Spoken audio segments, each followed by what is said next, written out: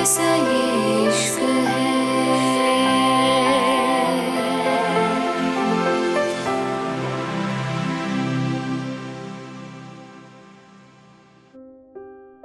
London. Kiara ने सामने देखा तो वो सच में काफी दूर आ चुके थे। कियारा धीरे से बोली, ओह हम काफी दूर आ गए, सच में, चलो चलते हैं। अनय कियारा को जैकेट देते हुए बोला, पहन लो, तुम्हें ठंड लग जाएगी, वैसे भी यहाँ काफी ठंड है। अनय की बात पे कियारा ने अनय की जैकेट पहन ली थी। अनय प्यार से बोला, वैसे तुम आरोन के साथ रहती थी ना, मेरा मतलब उसके घर में। अनय की बात पे कियारा ने सर हिला दिया। अनय आगे भी कुछ पूछना चाहता था, लेकिन कियारा उसको सही जवाब दे ही नहीं रही थी। इसलिए अनय चुपचाप कियारा के साथ राठौर मेंशन में आ गया था। राठौर मेंशन। सब लोग डाइनिंग एरिया में बैठे हुए थे। कियारा को देख के अनाया अनय की तरफ आंख मारते हुए बोली, ओह हो तो वॉक हो रही है। वैसे आंटी, आप ये बताइए अनय वॉक कब से करने लगा?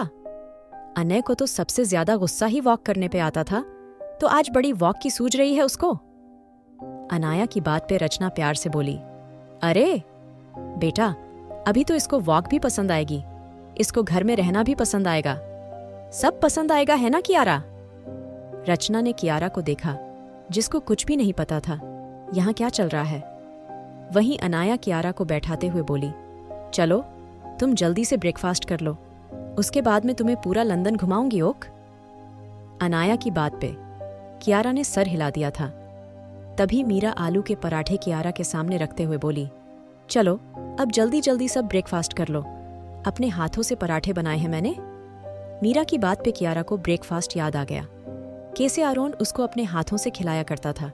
अगर वो कभी कुछ खाती भी नहीं थी, आरोन उसको कितना डांटता था, लेकिन उसके दिमाग में तभी आरोन की वो बातें याद आ गई थीं। जब आरोन ने उसको कहा था उसकी जिंदगी में उसका कोई मतलब नहीं था, वो सिर्फ यूजलेस थी। कियारा को सोचते देख रंजना जी अपने हाथों से कियारा को खिलाते हुए बोली, आज मैं अपनी बेटी को अपने हाथों से खिलाऊंगी। रंजना जी की बात पे कियारा रचना जी के हाथों से खाने लगी थी। Sky island. सब लोग ब्रेकफास्ट पे मौजूद थे। जेनी अपना सामान पैक कर रही थी। आरोन का चेहरा बहुत ज्यादा सख्त था। उसके चेहरे पे इस वक्त सिर्फ और सिर्फ नफरत सी थी। किसी की हिम्मत नहीं थी आरोन के सामने बोलने की, वरना कुछ दिनों से आरोन का मूड काफी अच्छा रहने लगा था और वो कियारा की वजह से सबके साथ खुश रहने लगा था। आरोन को सोचता देख आर्यन धीरे से बोला, ऐसे फैसले लेने ही क्यों आरोन, जिसके लिए बाद में पछताना पड़े। आर्यन की बात पे आरोन आराम से बोला, और मेरे किए गए फैसलों में किसी की भी दखल अंदाजी मुझे बर्दाश्त नहीं। जो मैंने करा सोच समझ के करा, मुझे नहीं लगता इसके आगे कुछ कहने की कुछ करने की जरूरत है। आरोन गुस्से से बोला तो राघव मुस्कुराते हुए बोला, ठीक है भाई, हम कुछ कह भी नहीं रहे हैं, लेकिन हम अपनी बहन से मिलने जरूर जाएंगे। तू तो है ही पत्थर दिल, लेकिन हमारे अंदर दिल है, और कियारा को हमने सच्ची बहन माना था और उसके भाई उससे मुंह नहीं मोड़ सकते। राघव की बात पे आरोन राघव को घुर के बोला, ये बकवास मुझे बिल्कुल पसंद नहीं। ये टिपिकल इंडियन ड्रामा जो फिलहाल तुम कर रहे हो। उस लड़की ने तुम्हें कॉल करा, तुम्हें याद करा? वो लंदन चली गई थी ना, लेकिन वो बहुत खुश है और तुम उसके लिए अफसोस कर रहे हो। आरोन की बात पे रुहेल धीरे से बोला, विहाट, और तुझे कैसे पता ये सब? रुहेल की बात पे आरोन उठते हुए बोला, ये मुझे किसी को बताने की जरूरत नहीं है। अब ये बहन और ये सब बुलशिट से बाहर आओ और काम पे ध्यान दो। आरोन की बात पे तीनों उसको देखने लगे थे। आर्यन हंसते हुए बोला, राघव, देखा तुमने? ये इंसान जिसने उस मासूम दिल की लड़की को जबरदस्ती इस जगह से भेज दिया या कहो निकाल दिया, उसकी तड़प, उसकी मासूमियत, उसका दर्द, इसने सब देखा। उसके बाद भी इसने उसके साथ कितना बड़ा खेल खेला। और अगर वो घर परिवार के पास जाके खुश हो गई, उसने सुकून ले लिया, तो वो हमें भूल गई। अरे वो अगर हमें भूली भी नहीं ना, आरोन, तो उसको हमें भूल जाना चाहिए। ऐसे लोगों को भूल जाना चाहिए। मेरी दिल से दुआ है ये आरोन, तूने कियारा के साथ बिल्कुल अच्छा नहीं किया, और मैं खुद को भी बहुत बड़ा गुनहगार समझता हूँ। मैंने भी उसको बहन माना, लेकिन बहन जैसा मैंने उसके लिए कुछ नहीं किया, सिर्फ और सिर्फ तेरी वजह से। और वो हमें भूली हो नहीं भूली हो, लेकिन मैं उसके पास जाऊंगा, अपनी बहन से मिलने जाऊंगा, और बेहतर होगा इस बारे में तू कोई भी बात ना करे। आर्यन की बात पे आरोन आराम से बोला, जो करना है करो। मेरा अब उससे कोई मतलब नहीं। मैंने अपनी जिंदगी से उसको निकाल दिया और मैं अपने मकसद में वैसे ही कामयाब हो जाऊंगा। उसके लिए मुझे उस लड़की की जरूरत नहीं। आरोन ने इतना कह के सामने देखा तो जेनी अपना सामान लिए खड़ी थी। आरोन एक नजर जेनी को देख के गुस्से से बोला, अभी तक यहीं खड़ी हो तुम? कहा था ना सुबह ही चली जाना। क्या हुआ, इज्जत से जाना है तुम्हें यहां से? आरोन ने इतना कह के जैसे ही सिक्योरिटी को आवाज लगाई तभी जेनी चक्कर खाकर गिर पड़ी थी। आरोन ने एक नजर जेनी को देखा और गुस्से से बोला, ये सब ड्रामे मत करो। जेनी मैं अच्छे से जानता हूं, ये सब तुम सिर्फ दिखावा कर रही हो। आरोन की बात पे तारा जल्दी से बोली, प्रेसिडेंट इनके हाथ से खून आ रहा है, लगता है इनको अपने हाथ की नस काट ली। तारा की बात पे सबने जेनी के हाथ को देखा तो सच में ऐसा ही था। आरोन ने गहरी सांस लेके किसी को कॉल किया और बाहर जाते हुए बोला, जब इसको होश आए तो इसका दूसरा हाथ इसी के सामने काट देना। आरोन की बात पे सब हैरान रह गए थे, लेकिन आरोन ने पीछे मुड़ के एक बार नहीं देखा था और सीधा बाहर चला गया था। न्यू दिल्ली, राठौर पैलेस। रीमा सर पकड़े बैठी थी और रिवाज उसके सामने बैठा था। रीमा को कुछ सोचते देख विराज धीरे से बोला, जिसका हमें डर था रीमा वहीं हुआ। बाजी हमारे हाथ से निकल चुकी है। वो लड़की लंदन जा चुकी है माँ के पास और अब उससे प्रॉपर्टी पेपर पे साइन कराना मुश्किल है। रिवाज की बात पे रीमा गुस्से से बोली, और आसान कब था? बताओ मुझे रिवाज, आसान कब था? वो लड़की इस महल से चली गई। उस लड़की ने हमारी बेटी को छीन लिया। वो हमारी आंखों के सामने थी, लेकिन हम चाह के भी उसको ला नहीं पाए। और वो तुम्हारी माँ के पास है, जो पहले से हमारी बहुत बड़ी दुश्मन है। वो हमें पुलिस के हवाले कर सकती है विराज, क्योंकि हमने कियारा को 21 साल कैद में रखा है। अब जेल की चक्की पीसने को तैयार हो जाओ। रिवाज राठौर, तुम्हारे बुरे दिन शुरू। रीमा की बात पे विराज गुस्से से चीखा, बस करो रीमा, तुम क्या बकवास कर रही हो? तुम्हें समझ भी है तुम क्या बोल रही हो? देखो, मेरी बात अच्छे से अपने दिमाग में बैठा लो। अब हमारे पास एक ही रास्ता बचा है। हम माँ के पैरों में गिर के उनसे माफी मांग ले। ज्यादा नहीं तो कम से कम वो हमारी इतनी तो मदद करेगी। हमें पुलिस के हवाले नहीं करेगी, प्रॉपर्टी छीन जाएगी हमसे, लेकिन छत नहीं छिनेगी, वरना दोनों चीजों से हाथ धोना पड़ेगा। बताओ क्या ख्याल है तुम्हारा? रिवाज की बात पे रीमा धीरे से बोली, बात तो तुम सही कहते हो रिवाज, लेकिन मेरा रास्ता जरा टेढ़ा है। सब कुछ तुम्हारे जैसा है, लेकिन मेरा खेल अलग होगा। रीमा की बात पे रिवाज गुस्से से बोला, देखो मेरी बात ध्यान से सुनो रीमा, अब कोई चाल मत चलो। फिलहाल हमें अपनी जान बचानी है। मेरी बात समझने की कोशिश करो। रीमा गुस्से से बोली, तुम भूल गए होगे, लेकिन मेरी आंखों में अभी भी मेरी बेटी रायमा जिंदा है और उसका बदला मैं उस मनहूस से लेके रहूंगी, लेकिन अपने तरीके से। रीमा आराम से बोली, तो कब चलना है? माफी मांगने सासू माँ से? रीमा की बात पे रिवाज धीरे से बोला, मैं लंदन की टिकट करवाता हूं, तुम आरिमा को बोलो रेडी रहे वो। वैसे भी मेरे पास कुछ पैसे पड़े हैं, वो पैसे मैं तुम दोनों को दे दूंगा। थोड़ी बहुत शॉपिंग कर लेना सबके लिए, जिससे ये लगे हम अभी गरीब नहीं हुए हैं। हमारे पास पैसा है और हम यहाँ काफी अफसोस में आए हैं। हमें अपनी गलती का एहसास है। तुम्हें माँ के सामने बिल्कुल बह जाना है। उनके सामने ऐसी एक्टिंग करनी है जितनी तुमने अपने जिंदगी में नहीं की, समझी? रिवाज की बात पे रीमा ने सर हिलाया तो रिवाज ने उसको अपना कार्ड दे दिया था। रीमा खुश होते हुए अरिमा के कमरे में चली गई थी। लंदन। कियारा फैमिली एल्बम देख रही थी। उसकी मोम और डैड के फोटो थे। कियारा के आंसू टपक के उस एल्बम पे गिर रहे थे।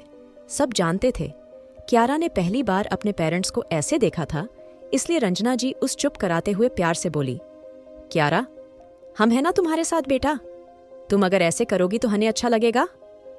रंजना जी की बात पे कियारा ने सर हिलाया तो रंजना प्यार से बोली, बस अब एक आंसू हम बर्बाद नहीं करेंगे तुम्हारा। अगर तुम्हें ये एल्बम देख के बुरा लग रहा है तो ठीक है, छोड़ दो, मत देखो। रंजना जी की बात पे कियारा ने जल्दी से सर हिलाया और एल्बम फिर से देखने लगी। वहीं कियारा ने जैसे ही आगे का फोटो देखा, उसकी आंखें एक जगह रुक गई थीं। ये कोई छोटा सा बच्चा था जो कियारा के साथ खड़ा था।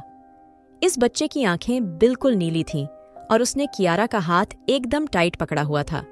उस लड़के के पास उसके पेरेंट्स खड़े थे और कियारा के पास उसके पेरेंट्स खड़े थे, लेकिन लड़के को देख के कियारा का दिल जोर जोर से धड़कने लगा था। कियारा जल्दी से बोली, दादी ये कौन है?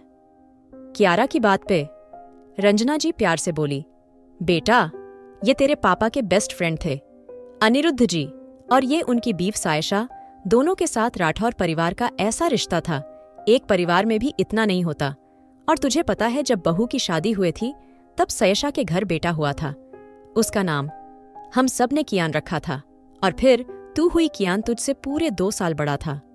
और जब तू बहू के पेट में थी, सायशा और अनिरुद्ध बहू का इतना ख्याल रखते थे, उन्होंने पहले ही कह दिया था हमारे घर एक नन्ही परी आएगी और वो परी उनकी होगी। उनके कियान की हम सब बहुत खुश थे, बहुत ज्यादा। और फिर हमारे घर हमारी नन्ही सी परी कियारा आई। तेरा नाम पता है किसने रखा था? दादी की बात पे कियारा जल्दी से बोली, किसने? दादी प्यार से बोली, कियान ने, क्योंकि उसने तुझे बचपन से अपना मान लिया था। जैसे घर परिवार में मोहब्बत और प्यार था, वैसे तुम दोनों भी एक दूसरे से जुड़ चुके थे। दादी ये कहते कहते चुप हो गई थी। कियारा कपकपाती आवाज से बोली, फिर क्या हुआ दादी? कहाँ हैं वो लोग? कियारा की बात पे रंजना की आंखों से आंसू आ गए थे। कियारा जल्दी से बोली, बताइए दादी, कहाँ हैं वो लोग? कियारा की बात पे रंजना जी गहरी सांस लेके बोली, कौन है कियान? क्या रिश्ता है कियान और कियारा का? Sky island. जेनी को होश आ गया था और जेनी फिलहाल बड़े आराम से फ्रूट्स खा रही थी। आर्यन जो कि बाहर खड़ा था सीधा अंदर आ गया था। आर्यन को देख के जेनी ने फ्रूट्स की प्लेट एकदम साइड में पड़ी टेबल पे रख दी थी और खुद जल्दी से बिस्तर पे लेट गई थी।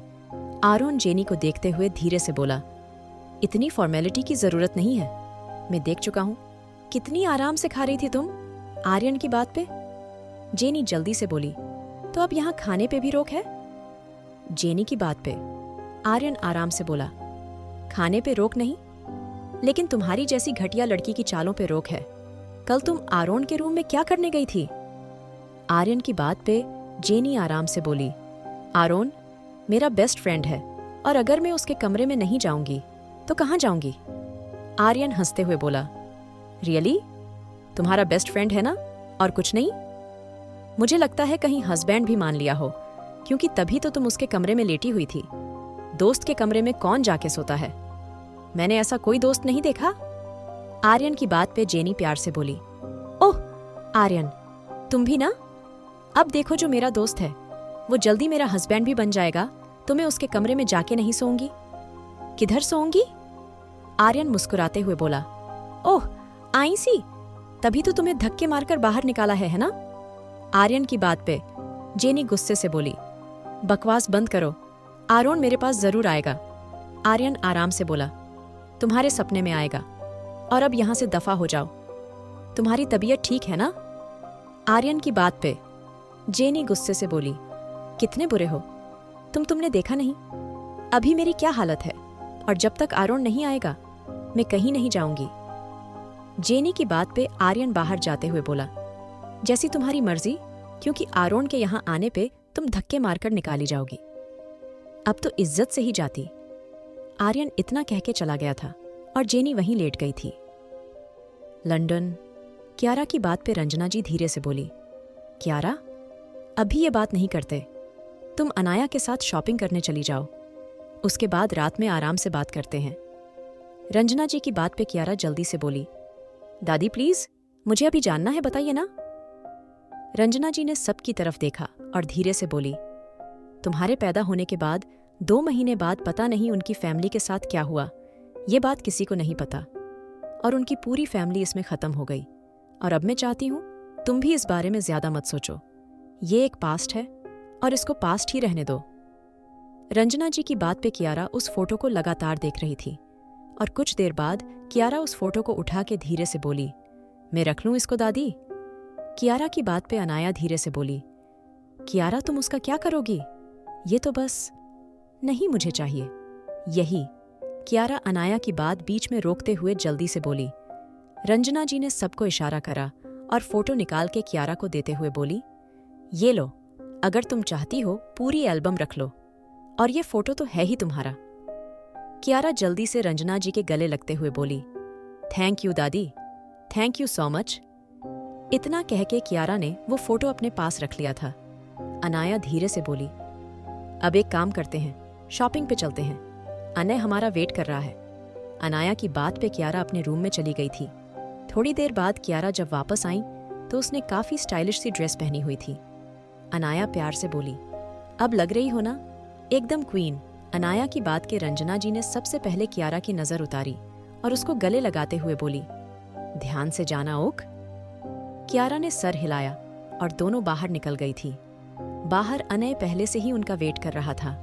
अनय कियारा को देख के धीरे से बोली, लुकिंग सो हॉट। अनय की बात पे कियारा ने बस सर हिला दिया था।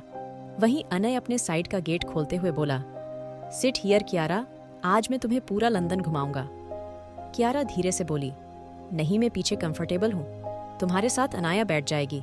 कियारा की बात के अनाया जल्दी से बोली, नहीं नहीं, तुम बैठो, यहाँ मैं पीछे ठीक हूँ, चलो जल्दी से।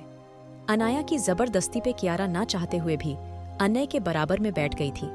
कियारा को आरोन याद आ गया था। आरोन उसको अपनी गोद में बैठाता था और वो पूरे रास्ते आरोन का दिमाग खाती थी, लेकिन यहाँ उसका बोलने का भी मन नहीं था। वहीं दूसरी तरफ अनय कियारा को देखते हुए प्यार से बोला, सिट बेल्ट। अनय की बात पे कियारा धीरे से बोली, अच्छा वेट। कियारा ने जल्दी से हड़बड़ा में वो बेल्ट लगानी चाहिए, लेकिन इससे वो बेल्ट लगी ही नहीं। अनय धीरे से बोला, मैं हेल्प करूं?